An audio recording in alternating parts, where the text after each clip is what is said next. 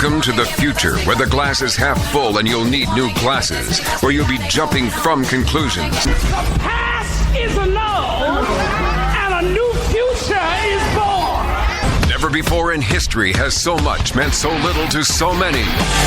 AD on the radio.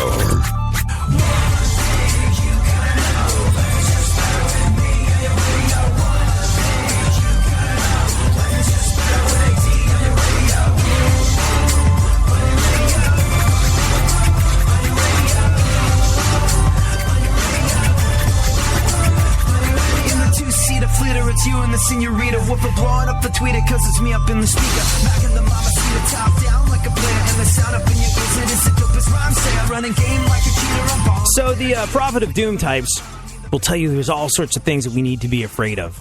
The coming of the apocalypse, the Islamic jihad, the fact that there's lead in the water in Michigan. Well, I suppose that one turned out to be true. Permanent brain damage due to criminal negligence on the part of the government. But there's a lot of things floating around that you could be afraid of in this day and age. Are they worth being afraid of? And what are you afraid of? Let's stop. Let's have a think about this, and we'll get back to it a little later on in the show because it was telling in the wake of the shooting in Michigan that people came up with what they're calling their top 3 fears of what might happen to them, what might transpire, what might become of you in the year 2016. What are they? Well, do me a favor. I want you to think about what you might be afraid of, and we'll touch on it a little later on in the show. Right now, though, it is apropos that we announced that our guest on the show today is the hilarious and all-around awesomely nice guy, Steve Hofstetter. How are you today, sir? That is the funniest intro, the idea of like, what are you terrified of? Well, here's Steve Hofstetter. I'm terrified of having him on the show. Well, see, I don't want to dive in with the gloom doom prophet of the coming of the 4 horsemen of the apocalypse stuff right away. So you just introduced one of the horsemen?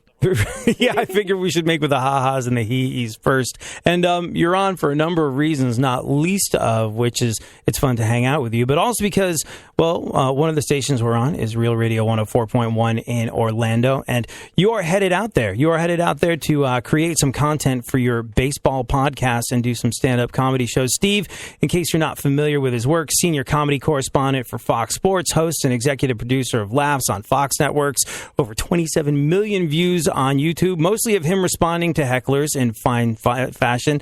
But he's also a stand-up comic, and he's headed down to Orlando. Tell us a little bit about that. We're going to Florida. It's going to be so jealous. It's going to be a ton of fun. So I do a show called Major League Podcast where I interview baseball players and I ask them uncomfortable questions. Like when my favorite one was asking CJ Nitkowski what it was like to be traded for a player to be named later. Like, does that hurt your feelings when they're just like, we'll take anybody. Just get the hell out. Just pack your bags. So, but do you think it was one of those things where it's like, we don't want to say who we're leaving you for. We have someone in mind. We just don't want to hurt your feelings or upset the apple cart. Do you think they really just not wanted to get rid of him? No. Yeah. In that situation, they really didn't. He wanted to leave too. Things did not work out so well in Detroit for him because he talked to the press about his manager, and that's a bad idea. So, so they were like, well, hey, you can have another manager. And they shipped him out of town. But anyway, so it's stuff like that, and I get to talk to baseball players and ask them uncomfortable questions, and it's a lot of fun. And so we are going down to spring training. We're doing a bunch of shows while we're down there, and it's me and Matt Ritter and Danny Jollis, who are both comedians and also big baseball fans, and we're going to go hang out and watch a bunch of games and do shows at night. And where are you playing in Orlando so people can make a note on their calendar? Bombshells. We're playing at Bombshells in Orlando, and then we're also playing at the Black Hammock in Oviedo, which is, I think, within broadcasting distance of Orlando.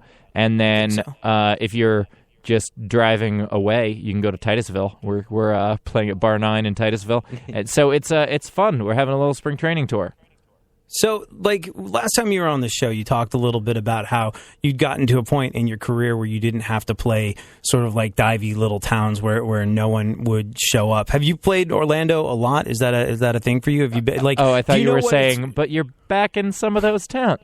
No, I have played Orlando before, and it's been a lot of fun. I think that so much in Orlando is catered to tourists. It's kind of fun to do a show where we really want the locals to come out. Like, we want people who actually live there. I do that in Vegas, too. Like, the Laugh Factory has told me that I'm a rare act that actually draws locals.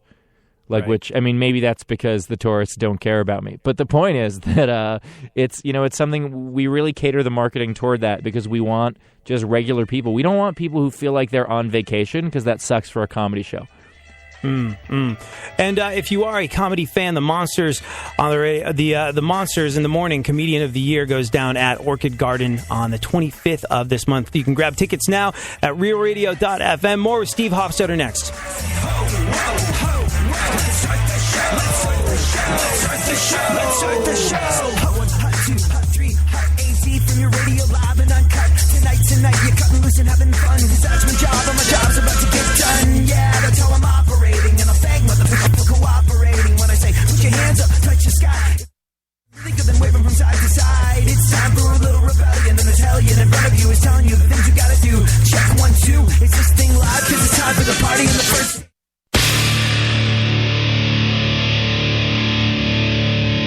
Where the left and right come together for fundamental truths. AD on the radio, on Twitter at ADSXE. Yeah, I do what I want, when I want, how I want. Every day you're going and working, running that rat race at that pace in that place will leave a bad taste for anyone, everyone working day after day. So buddy, I gotta say to you, there's gotta be a better way. Yeah, and you do what they told ya. Company man, feel it, a mindless little soldier. How can you live like that and maintain your composure before it's begun? Your life's already freaking over. Yeah, I do what I want, when I want, how I want. Yeah. So think for a moment about the things that you are afraid of in this day and age. What is it that keeps you up at night? What is it that makes you go, oh, what the hell is waiting for me when I get out of bed and start my day tomorrow morning? Only because I think fear is an interesting one. Fear is an important thing. Fear, as much as we would like to do without it entirely, is an emotion that lets us know the direction that we maybe ought to be taking in life. Whether it's the fact that we have to face down a particular fear, if it's starting to interview with your daily existence, you know the things that you have to tackle, or maybe fear is just a warning signal letting you know, oh, don't go over there, don't touch that rattling thing that slithered into the garage earlier. Stay the hell away from that and call somebody to deal with it. My biggest fear, snakes. I have a legitimate phobia of it. But think for a second about the things that you fear the most. And, in a cheery, happy-go-lucky sort of way, we'll get into that a little later on in the show. Our guest today is Steve Hofstetter, comedian, all-around nice guy, and an absolute overachiever. Like, whenever Steve comes on the show, I look at his bio to familiarize myself with what he does, because we got to know each other tweeting about the Mets, but I looked at his website. I was like, he does so much, so much. And the guy that you're headed down to Florida to do shows with and watch baseball games with, Matt Ritter, that's his name, right? Yeah, Matt Ritter and Danny Giles. And Matt's coming on the show. Matt's coming on the show before you guys head down to Florida in about a month's time. We'll hopefully have both of you back. But the thing that kind of blew my mind about it, I'm sitting there looking at your intimidating resume, and I was like, what about this guy that he's going to be bringing with him next time? I was like, oh, no big whoop, just an overachieving stand-up comic, not unlike Steve, except he jacked in a career being a lawyer to do it. I was like, what the hell, man? Yeah, we like to hang out with other people who can intimidate. Well, here's the thing. We're all kind of little Jews. And so we need to intimidate people with accomplishments instead of other things. I guess I'm not little, but I'm scrawny. I'm 6'4", but my body mass is that of a little person. It's just stretched out over a taller person.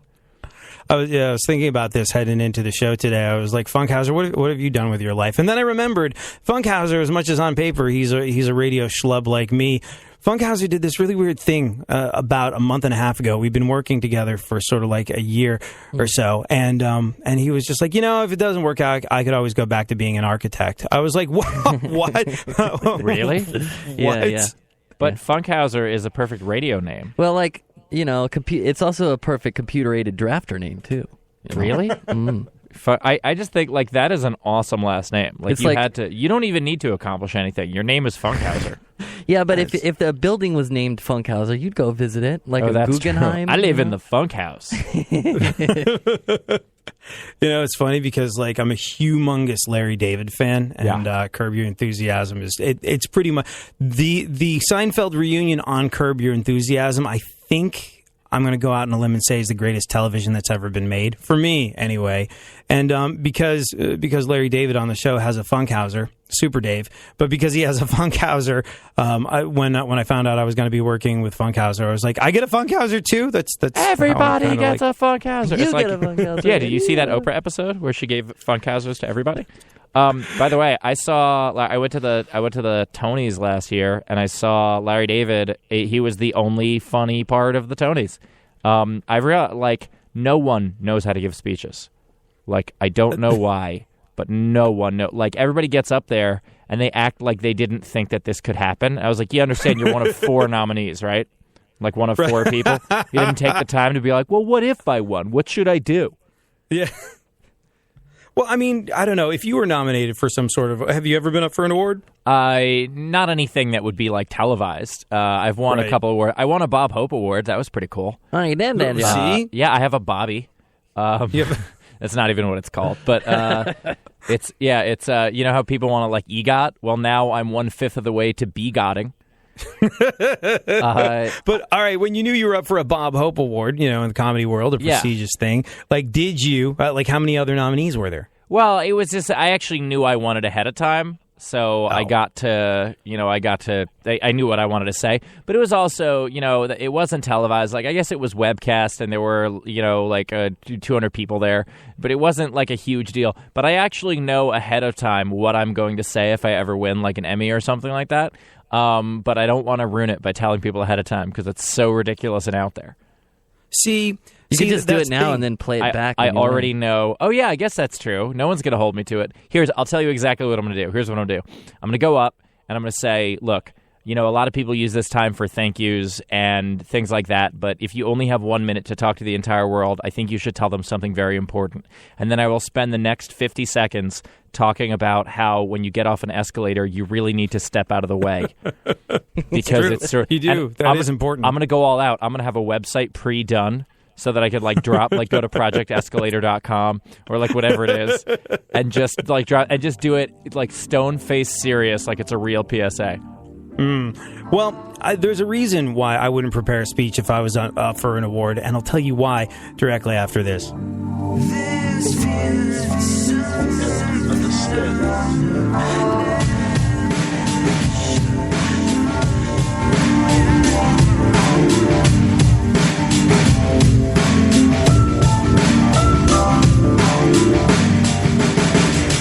Starting from here, my head is where I feel numb. From the front of my neck to the base of my skull, to get it back by the way my mind is working. Like that, my emotion, my control is always shaking. So no, it be nothing at all. My mind is like an empty hole. I wanna be gone for help, but all my friends are like a fresh and found. And what I need is salvation and a little bit of patience. Oh, with all the love I have, I'm still alone. This feeling something I would never wish upon anyone. This feeling something I would never wish upon anyone.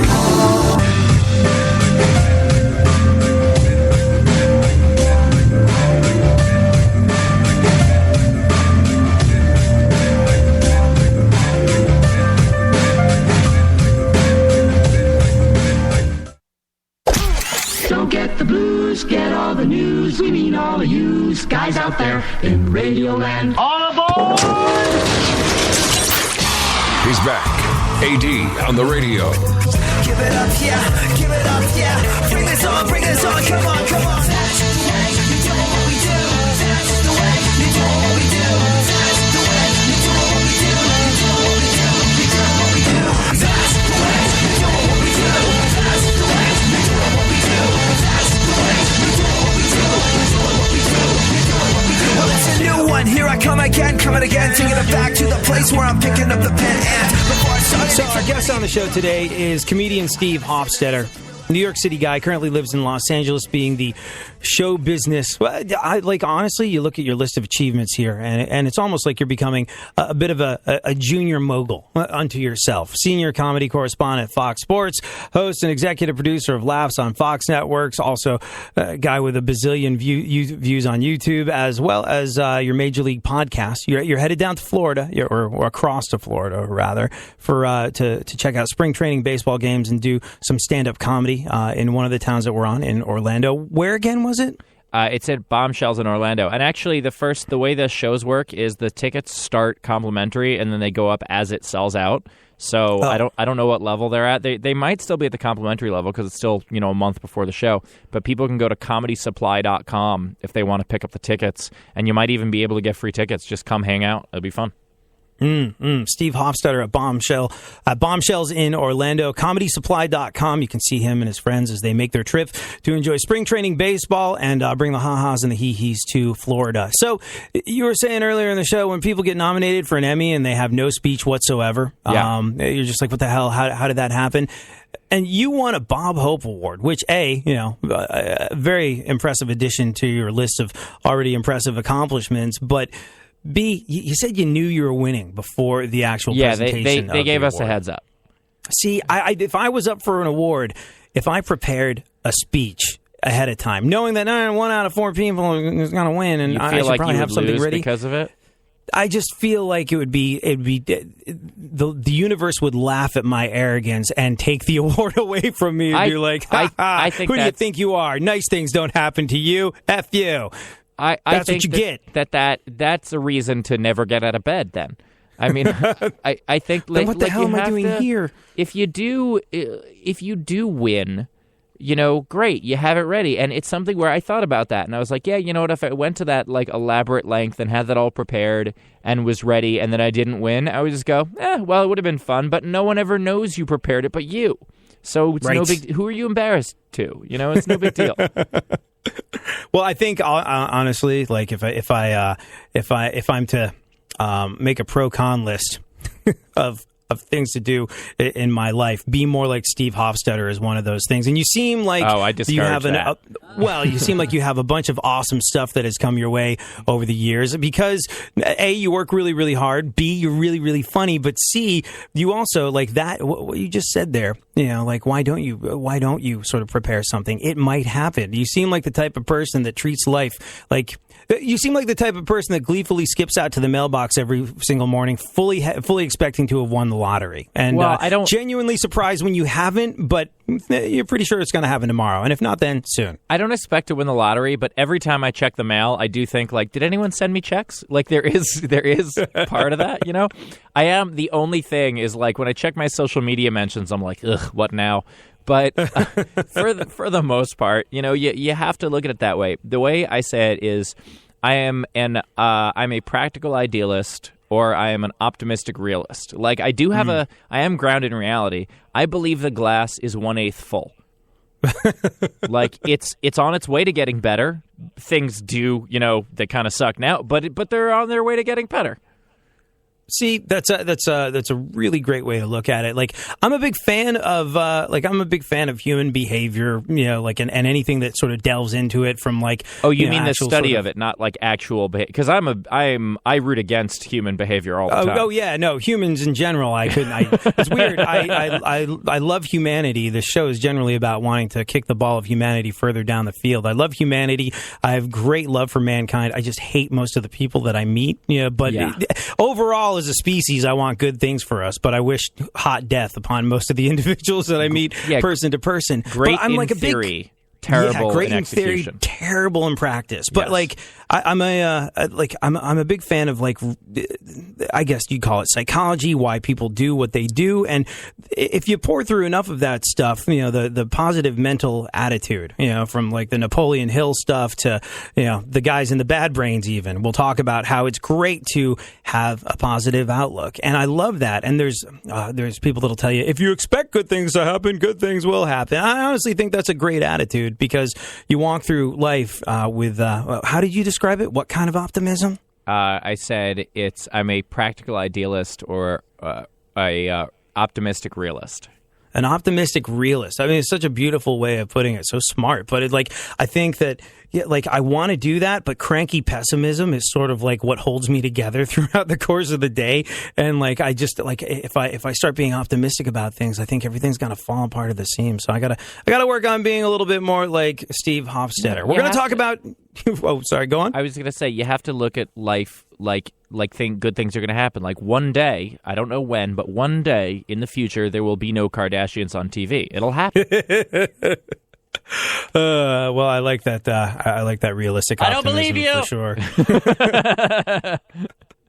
But, you know, when the Kardashians go, also there goes 3/4 of my show. So I dread that day. Speaking of things that we dread, we're talking about the biggest fears that you've got today on the show. When you wake up in the morning, speaking of completely ignoring Steve's excellent advice about realistic optimism, we're going to talk about the things that cause you fear in your heart, gut, and bowels when you wake up in the morning a little later on. What are your biggest fears? Think about it. Also, if we have time, we'll play a game of Who Said It, Donald Trump or Kanye West. Right now, though, let's take a look at the events of today in our segment, My Witness News. In no way, shape, or form fair. Certainly not balanced. Oh, by the way, you can tweet Steve at Steve Hofstetter. Please do. HOFSTETTER on Twitter. Funkhauser, how are you and what is going on in the world?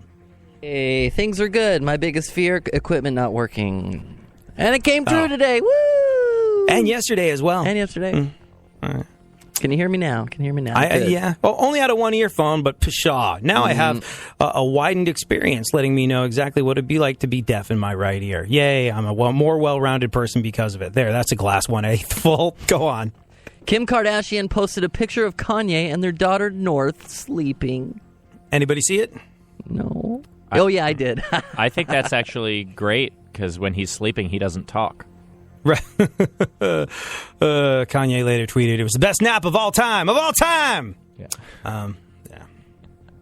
Finally! Exclaim people whose lives are infinitely emptier than anything you could possibly imagine. Go on, Funkhauser. What else? Just looking at the picture right now. Oh, yeah? Mm-hmm. Cute baby? That's a lot of sleep happening right there. That's a lot. So what is it like looking at, like, the child, like a perfect innocent child, but a child of the two most reprehensible people, well, not most reprehensible people on the face of the planet, but they're up there, you know, in the top 20 at least. What you're saying is, what's it like looking at a child who has no chance? You know, yeah. Hey, she's going to be the president. Is it a girl? I thought it was a boy. Hey, he's going to be the president. Is North? What is North? Is North a girl's name, a boy's name, or a name you should never give a human? What are the... Which one? Here, let me use it in a sentence for you. Oh, look, it's Northwest getting beat up on the playground again. Yeah, that's accurate. Accurate, but sad. You'd be like, yeah, I don't know. Yeah, I just think it's gross. The whole thing's gross. Like, I don't have, like, clever comments about it. It's just, I just, like... First of all, the people who keep making the jokes about, like, oh, Kanye is in $53 million in debt. I have more money than Kanye. Like, no, you don't, because he owns hundreds of $1 million worth of things. And also, he's lying to get attention. That's the other thing. Mm-hmm. Well, like, what do we suppose it is? Is Kanye West, like, does he have a business that's $53 million in debt? Did he make, like, I was to assume that when a rapper gets a clothing line or something like that, they are doing business with other people's money. And do you think he personally is in $53 million of debt? Because his whole, like, shtick about complaining is he's like, I need a Medici family to help me unleash my brilliance and genius, and I don't have sort of a benefactor for the great art and, you know, I think whatever the hell else it is I want to release on the world. I think the whole thing is utter bull. I think he's completely making it up. If he really wanted Mark Zuckerberg to give him $1 billion, wouldn't he have asked him on Facebook instead of Twitter?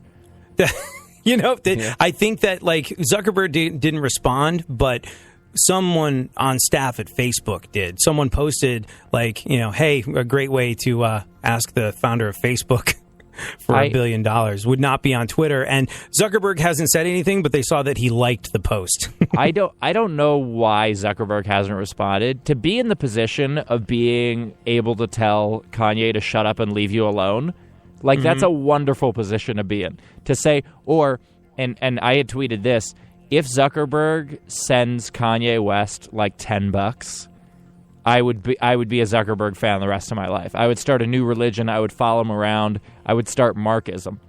Like, it would be the coolest thing to do. Like, that would be hilarious to do. Or send him like a Taylor Swift album. Like, maybe I'm missing it, but one thing I don't feel like you hear or see a lot of is, Zuckerberg doesn't have really too much to prove at this stage in the game. I guess when Facebook went public, there was some doubt, and everything seems to have righted itself, or at least I think it has. But he doesn't seem to editorialize a lot, which I think is very smart for someone like him to do. Like, he doesn't have anything to prove. He doesn't need to get up on a soapbox and scream and shout about something. He will speak more with his actions and in terms of what he puts money into. But I maybe I'm missing something, but I feel like I haven't heard Zuckerberg offer an opinion on too many things. Like, he hasn't lowered himself to the level of a Kanye West by responding directly to it. Like, all he would do was like a Facebook status that mentioned the event, and that was enough for him. He wasn't going to be like, "Hey Kanye, let me tell you something." He did not take the bait, which for someone like him in his position, I think is smart. He'd love to respond, but he's been too busy playing Candy Crush this whole time. Oh my God! Do you so you spend a lot of time in hotel rooms and airports and places where you're trying to figure out what the hell you're going to do with your life? Do you play any of those app games? Absolutely not. The only thing I do is sometimes when I'm trying to get to sleep, I might play a little bit of Angry Birds just to kind of calm me down and make me not think about anything. But whenever anyone on Facebook invites me to play a game, it's an instant unfriend. Like, immediate. Whenever anybody, because if anyone, even if it's someone I know, I'm like, wait a minute, you don't know me well enough to know that I don't waste my time with this drivel, like that I don't play this garbage. Like, it's, and by the way, I say this as someone who actually made a decent amount of money off of apps earlier in his life, but it's utterly ridiculous when someone, especially when it's a stranger, because I have a decent amount of comics I don't know who have added me on Facebook. Mm-hmm. And whenever, ostensibly to help their career. And it's just funny to me when they're just like, hey, why don't you play Candy Crush with me? I guess, what, stupid little app games could be sort of like a new form of social lubricant. Like, if you found out, like, if I, as a radio guy, found out that I could become Facebook friends with, I don't know, Howard Stern's agent, and I could become friends with Howard Stern's agent on Facebook and form an alliance in Clash of Kings with him, then I would do the hell out of it. Sure. But, I don't think that's going to happen. If that person plays Clash of Kings. I mean, for instance, you and I bonded over being Mets fans, and I've bonded with people like Michael Price, who's a writer for The Simpsons and the creator of Bill Burr's new show, F is for Family, which is a great show, by the way. He's a big Mets fan, and he and I have become friends over being Mets fans, and that's a wonderful thing. But you can't just go up to someone, you can't just go to Howard Stern's agent and be like, hey, I'm a Mets fan. And he'd be like, well, I don't really watch baseball. Be like, but you're a Mets fan too. And he's like, but I don't actually engage in this sort of thing. Be like, but be a Mets fan. Do it. So I'm the exact opposite. I never want to bother somebody about anything. Like, I don't believe in that form of social climbing. It's probably held me back a significant amount in life, that I believe that life is a meritocracy, that your achievements should speak for themselves and the world should respond accordingly. And because of that, I drive a car with 175,000 miles on it and a tape deck in it. But I don't do that sort of stuff. It was 2002. It was the last year they made them. That's amazing.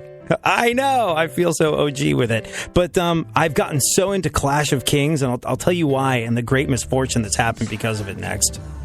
Nothing's gonna change how I feel today. Nothing's gonna get in the way of my perfect day. Sunshine coming my way. Nothing's gonna change how I feel today. Nothing's gonna get in the way of my perfect day. Woke up about 10 with puppies in my face, and Dad gotta join the human race. Time for a yawn and a stretch and a walk, you see.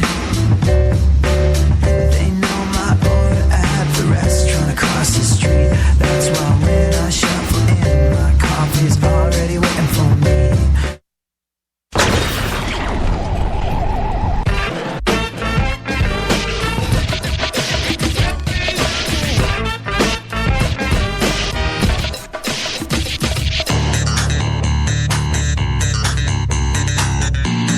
Now, more AD on the radio. Back once again, the ill behavior, delivering and giving you a musical savior. Back once again, it's your boy AD again. Nobody rock a party better than me. Back once again, the ill behavior, delivering and giving you a musical savior. Back once again, it's your boy AD again. Nobody rock a party better than me. So we're hanging out with Steve Hofstetter, comedian extraordinaire, sort of a, what would you call him? Funkhauser? Like, I'm trying to come up with and let's just talk about him as if he's not here for a second and discuss what we would call him. He's almost sort of like a, I don't know. I love using the word dynamo. Can we use that somehow? Dynamo's good. I aspiring. No, not aspiring, because he seems to be doing it all already. I guess I would call him a bit of a junior mogul, just in terms of everything that he has going on. He just dropped a piece of information that he made money off of apps somehow earlier in the segment. I was like, all right, cool. That's another thing to add to the list of Hofstetter achievements. I prefer future robot overlord. Future robot overlord. I guess I would call you a bit of a Generation XY Renaissance dude, just because you really do it all. You've been in movies, you're a stand-up comic, you work in television, you're a sports writer. You do a lot of really cool stuff. But we are joined by him on the show for a number of reasons, not least of which is he's awesome and hilarious and fun to hang out with, but also because he's heading over to Florida to do a run of comedy dates. When he's in Orlando, where this show is broadcast, he's going to be at Bombshells, and you can possibly still get free tickets to that show. Is it ComedySupply.com? ComedySupply.com. And what's the date on that again? It is March 27th, I believe. But we're going to be, and we've got Oviedo and Titusville and Stewart all that week. So we're bouncing around Florida. And watch some Mets games. Yeah. I'm so jealous. It's fun. Like, that's the best part about like where I am in my career right now is I literally was just like, I want to go to spring training. Let's put some shows in Florida. And then I looked at the calendar and I was like, you know what?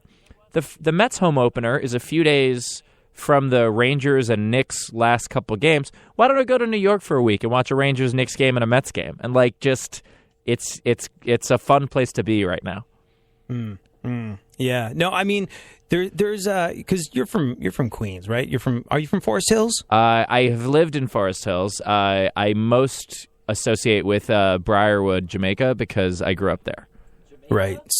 Yeah, I know I don't look like it. I know I wear vests and blazers too much, but so Funkhauser's is from L.A. Jamaica is in Queens. Oh, yeah, not that kind of. Yeah, Jamaica. Thanks for the clarification. Although the one I grew up in, way more dangerous, and fewer white people. So, honestly, there's a great bit that who did it? There's some guy who grew up in Long Island that, like, he said it was sort of like a rite of passage when you had to go into the city. It's like, Jamaica? You're going to change it, Jamaica? Oh, no. Like, you're never coming back alive. And I don't remember who it was. I don't know who that is, but I used to do a bit about how, like, New York City is so ballsy because they make the international airport, JFK, is in Jamaica. Like, you have to, when you're coming from the airport, you change trains above ground in the daytime in Jamaica.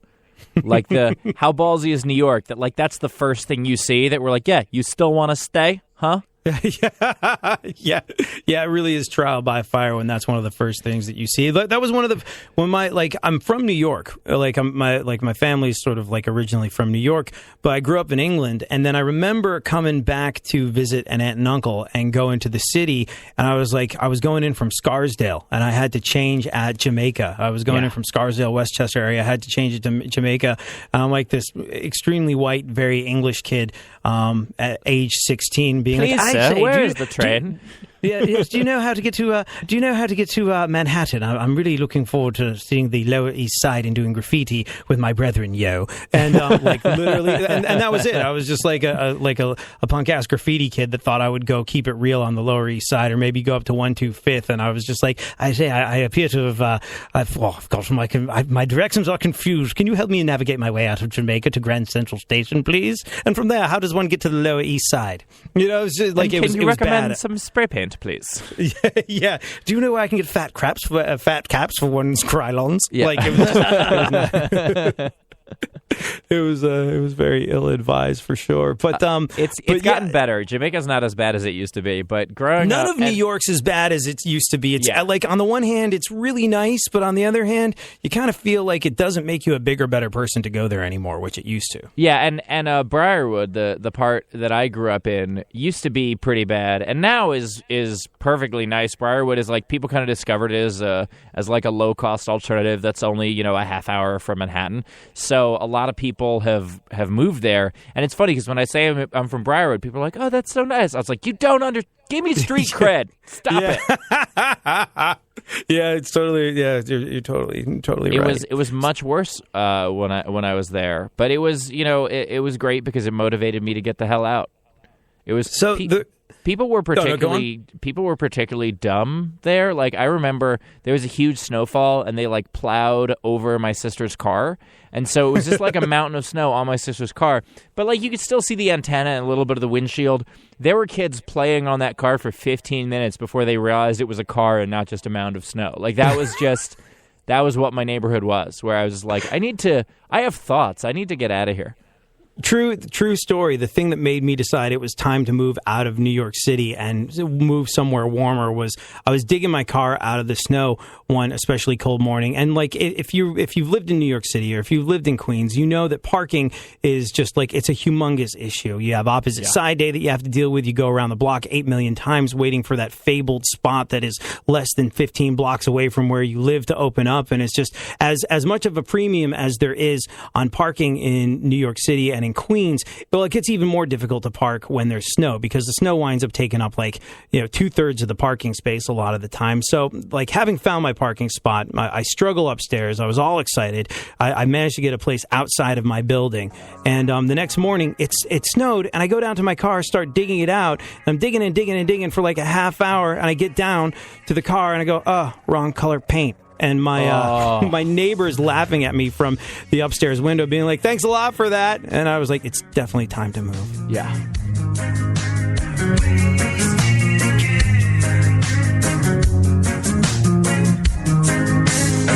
I guess that I should start by saying that all of this story is true. And even though the names are changing, if you think that it is, this song is probably about you. Tell me when's a kid that had so much promise, but it all went wrong the day he popped his first pill. Tell me when's a kid who was talented and smart, but ever since the day he started going downhill, wasted again. There's something happening here, and you should know what it is. The Dumbing Up of America. Now, more AD on the radio.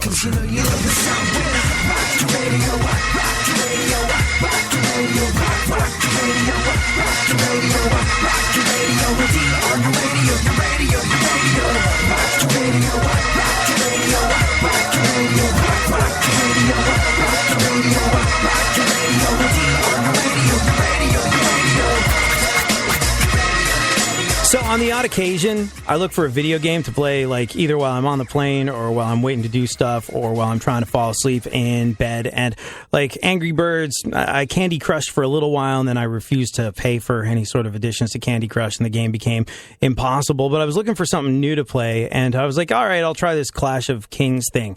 And I started playing it, had a little interest, and then somebody upstairs in our sales department was like, "Hey, are you a gamer?" I was like, "Not really. I play some app games." They're like, "Have you ever heard of Clash of Kings?" I was like, "Oh, I just started playing that." They're like, "Well, we might be doing something with them. Are you enjoying it?" I was like, "Well, I just started, but I think I'm okay." And I started paying a little bit more attention to it because I knew it could have something to do with the work in the not too distant future. Within a day, I'm like horrendously addicted, and our guest Steve Hofstetter and I were talking about it, how it's like really not cool to sort of like send people game requests on Facebook for games that you're playing. And I am the absolute, like, I don't do that. I find it super obnoxious. I don't go as far as defriending people when they send me a request on some sort of game, but like now I'm so addicted to Clash of Kings, and I don't want to break my sort of like personal rule about spamming people with game-related sort of like apps and requests on Facebook, but like it gives you a list of the people that are your friends on Facebook that are playing this game, and some of them I know, and a lot of them are sort of like listeners and stuff that I haven't really had much of a dialogue with. So out of the blue, these people that have been listening to me on the radio for 10 years are like getting messages from me going like, "Hey, you still playing Clash of Kings? Want to be part of my alliance? Do you know where I can get more gold?" It's like the most embarrassing embarrassing thing ever, but it's taken over my life. It's so addictive. It's a lot of fun. Scott Briscoe on Twitter tweeted me. He said that he was looking for AD Skywalker, which is my name on there. Look me up, AD Skywalker. Now I gotta play just to see. I gotta see if it's good. Now you're making a good case for it. It's one of those games that, there's a ton of in-app purchases, and I like. Ugh, gross. But here's the thing: it's kind of like George Costanza and the parking spot. It's just like prostitution. Why am I going to pay for it when I know if I really apply myself, I can get it for free? And you can buy sort of different things in the game that'll help you speed up and get through it faster. I'm like, no. Yeah. I'm a tenacious enough person to make it through Clash of Kings on my own. But I guess, I don't know, maybe it's a little bit like The Sims or World of Warcraft, where it's an ongoing thing, and it's not like you have a certain number of lives or die. But yeah, Clash of Kings, AD Skywalker, if anybody wants to join my alliance. I never got that idea of, because I used to play, I think it was called Mob Wars. I would, the reason I do the apps, I would get lost in video games if I did it, and that's why I don't play them, because I want to be a human also. And so, right. but with the apps, there are so many times where I'm waiting for the plane to take off for 20 minutes before I can open my laptop, and there's a lot of those times where I'll fill those in, and I would play. I think it was called Mob Wars, and I would play that. And there were all these things where, if you spend $40, you could just go beat the game. And I was like, well, why is playing fun then? It's not any fun. If you could just be like, well, here's $8, and I'm not going to have to play anymore. It's like, well, then just stop playing. Yeah. Yeah, totally. That's exactly how I wound up feeling about Candy Crush. When you got to a stage in the game where I think it's kind of sneaky how they get you on this stuff. Like I heard with Candy Crush, they would kind of make the levels progressively harder.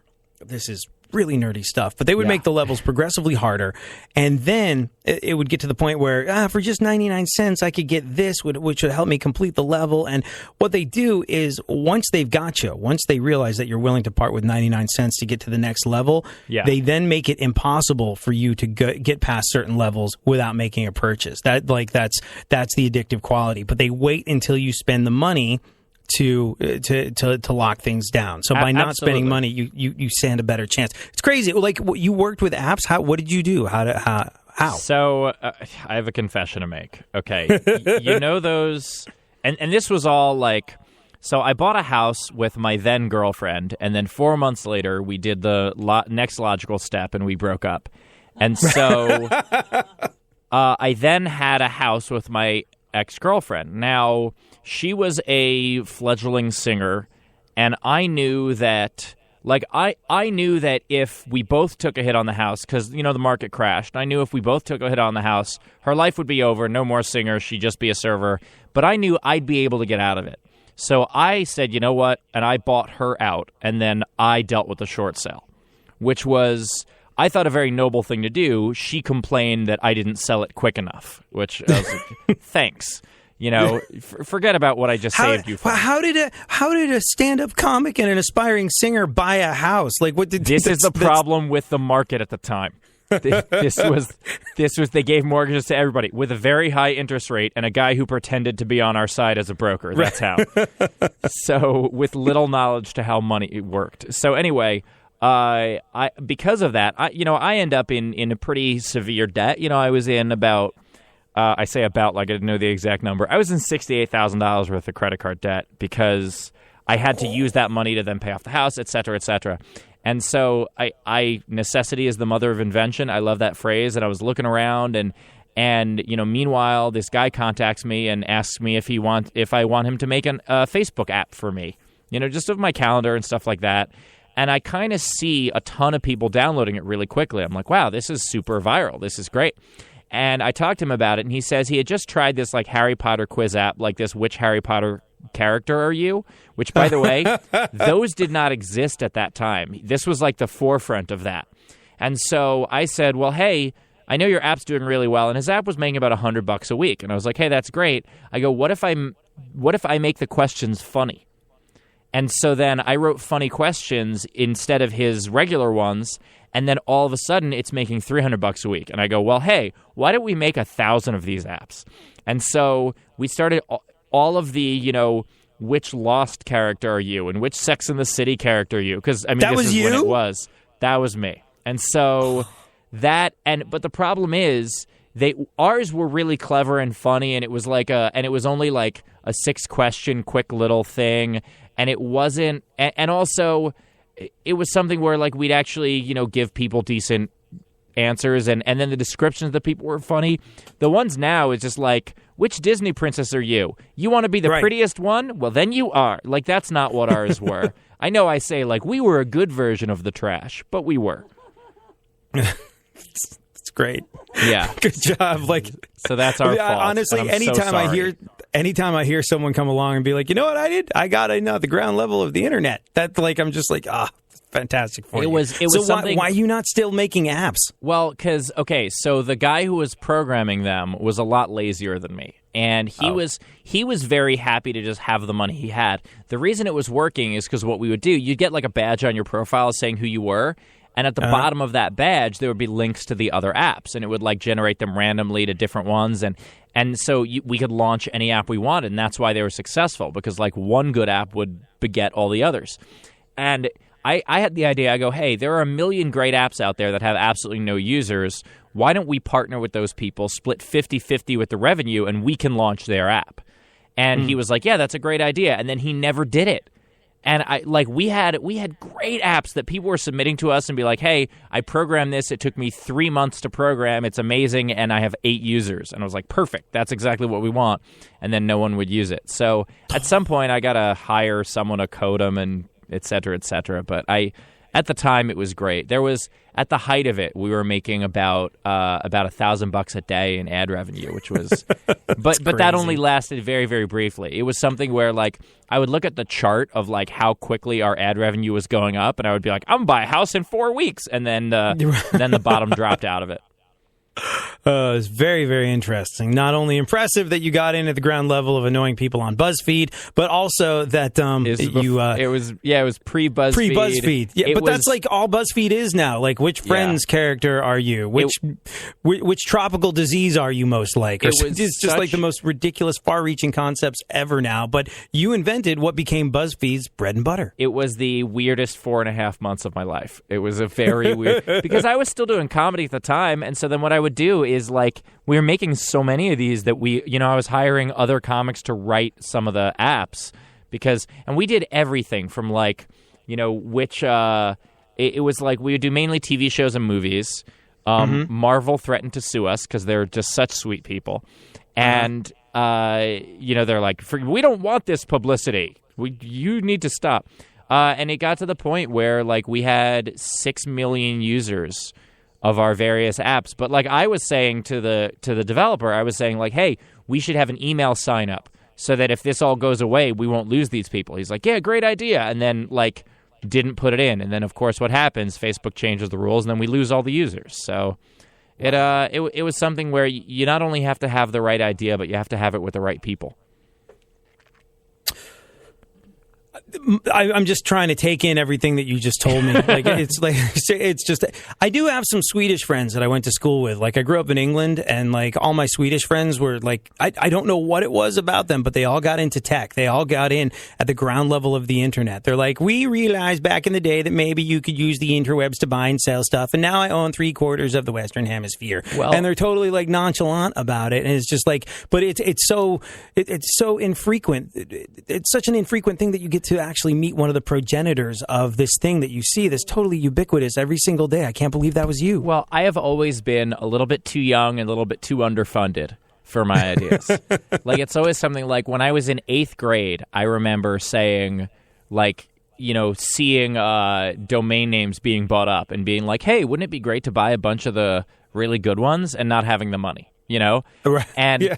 Like, I was the 4th guy in at collegehumor.com, and I didn't own any of the company because at the time I didn't know what it meant to, like, it could have, when I was talking to them about, like, business plans and, giving them suggestions and stuff, it would have been really easy for them to be like, hey, you know what, I would love to be a 20% partner on this. And then that would have been worth, what, like $5 million eventually? But, like, I didn't know to do that. And by the time I knew to do that, it was too late and there was too much structure and everybody was already in. So I've had that happen a lot of times. The apps actually was something that really, worked for me. And it didn't make me a ton of money, but it did erase the $68,000 in debt. And, and I kind of needed that to happen to continue doing comedy. Like a financial cat. You landed on your feet. I did. Thanks to the glory of which Friends character are you? Yeah, exactly. And by the way, I'm Chandler. I'd love to say that I was Joey, but I wasn't. I was Ross. We'll be back tomorrow. We will do this all over again. And cheerily enough, because we didn't get a chance to get to it today, we'll talk about your biggest fears. Thank you so much for hanging out. Thank you, Steve Hofstetter. Thank you, Funkhauser.